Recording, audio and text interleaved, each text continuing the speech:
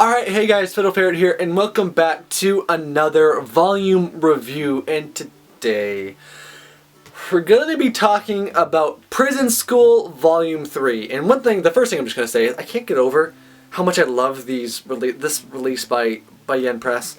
It's a perfect Omnibus edition, because it's slightly larger than a normal manga edition. But seeing as you got that extra height, and then just only having 2 volumes in it, it really is perfect. And you know, the spine, no problems with the spine. They really do a great job with these Prison School releases. So, Prison School Volume 3. This series, sometimes I feel like I'm just like going straight to hell for reading this series. And other times, and the rest of the time I'm not thinking that, I can't put it down. And I've been trying to put a finger on why. And so this is what surprises me most about this series. The story is unbelievably engaging. The story is super interesting. For a series that is all about that DNA, the story is extremely interesting. And I'm just like, I am dying to find out what happens next. How do they get out of this situation? So, before we get too far, Volume 3 starts with...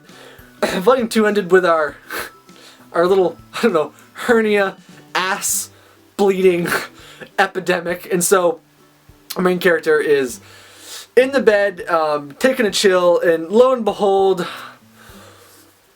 who shows up? But let's just call her P-Girl, because that is quickly becoming what this little young lady is becoming about. So this is one of those things in Prison School where I'm just reading and going, oh, I don't know what's happening, and I don't know why I'm reading this. But this is one of those things in Prison School where even though it's ridiculous to the extreme, I find it very funny. Because you have this thing, she wants to see him pee, and he's like, no, I want to pee, and she's like, fine, I'll pee on you. And so, it's like, oh, I don't know what's going on, but it's kind of funny. And so you have this thing, another student comes in, they end up under the bed, and boner time happens, and she's a really funny character, because she seems like she wants to, like, branch out into this extreme perversion. But she like can't handle it because she just like passes out and whatever. So the Prison School and humor is sometimes top notch, but sometimes the Prison School and humor misses the mark for me. So the vice president is like the sweatiest ass person ever in the history of the world. Maybe even in the history of manga. Has there been anyone as sweaty as she is? At first it was funny, but now every time she shows up I'm almost like, oh, stop, please. Oh, you're so sweaty. But anyway, that's part of her character and the humor of it. But when she like gets stuck on the doorknob for like a solid, like, I don't know, what is that, like 20 pages? And she's just like hanging by her like panties. I'm just like, it's a bit much, because sometimes I like the humor in Prison School, no matter how dirty or raunchy it is, for the purpose of moving plot, or for the purpose of like having like genuinely like interesting. But for the fact that she's like, why was she doing those like, I don't know, finger up, like ups on the door, whatever she was doing, and then she falls down just like sitting on the doorknob, like exposed to the world for like ages. And I'm like, I didn't find that particularly funny. And it gets to that point where it's a little bit much for me, because if you're reading the series like I am, you can't complain about all of the ecchi and the partial nudity and the crazy weird stuff that happens, because that is part of what makes this series what it is and gives it its unbelievable charm. But sometimes it is a bit too much for no reason. I like it to have a reason. And that is just like, I'm just like, why? I don't really need this senseless, just, nothing's happening. You know, she's sitting on this doorknob. But like when the president forces her to wear the shirt that's too small, and she's like constantly walking around, it's almost like, it's literally her power level has been capped because her bosom is being held inside this tight t-shirt. I find that to be rather amusing. And so one thing I liked about Prison School Volume 3 as well is the character development in this was stellar. This is the first time where the other prison characters have felt useful to the story. Like, they've kind of been there. I never thought I'd say this after Volume 1.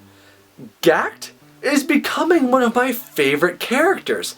I really enjoy Gact's character, his mannerisms, and how he has grown. I think it's great. I love Gact. And Joe has started to also develop a character. And so, between those two characters alone in this volume, the character development they have is phenomenal, in my opinion. As well as Shingo, because obviously Shingo has a rather large part in this volume, with where he is allowed to leave, and it's nice to see him have some interaction with a female. Because one thing about Prison School I didn't like when I first read the first volume was that they seemed like really creepy, gross, disgusting guys. But now, like with Shingo and his interaction with this new female character, he is awkward and he does what like any guy can have trouble doing sometimes. Stares at her chest a little bit. But I feel like he's genuinely can be a good guy that's not just some creepy pervert. And that's what I'm really looking for from Prison School.